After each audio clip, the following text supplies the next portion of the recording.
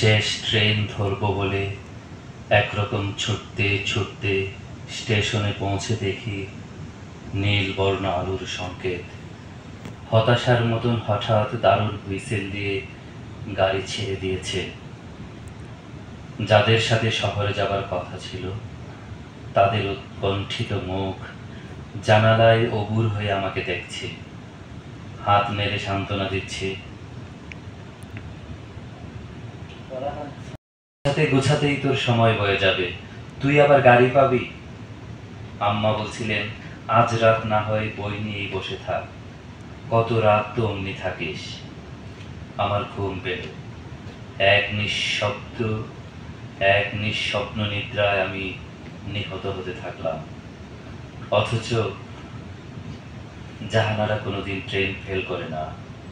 ফরহাদ আধ ঘন্টা আগেই স্টেশনে পৌঁছে যায়। লাইলি মালপত্র তুলে দিয়ে আগেই চাকরকে টিকিট কিনতে পাঠায়। নাহার কোথাও যাওয়ার কথা থাকলে আনন্দে ভাত পর্যন্ত খেতে পারে না। আর আমি ওদের ভাই 7 মাইল হেঁটে এসে রাতের গাড়ি হারিয়ে অখ্যাত স্টেশনে কুয়াশায় কাঁপছি। কুয়াশার সাদা পর্দা দোলাতে দোলাতে আবার আমি ঘরে ফিরে যাব। শিশিরে আমার পাজামা ভিজে যাবে, চোখের পাতায় শীতের বিন্দু জমতে জমতে নির্লজ্জের মতোই হঠাৎ লাল সূর্য উঠে আসবে।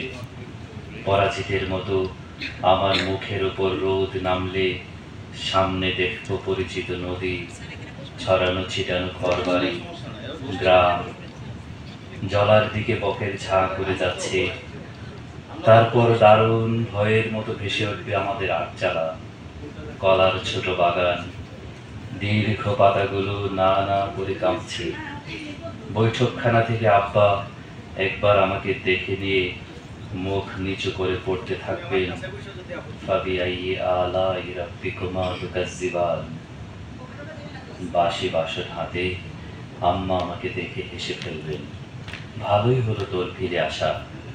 তুই না থাকলে ঘর বাড়ি একেবারে কেমন শূন্য হয়ে যায়। হাত মুখ ধুয়ে আয়, নাস্তা পাঠাই। আর আমি মাকে জড়িয়ে ধরে আমার প্রত্যাবর্তনের লজ্জাকে খসে খসে তুলে ফেলব।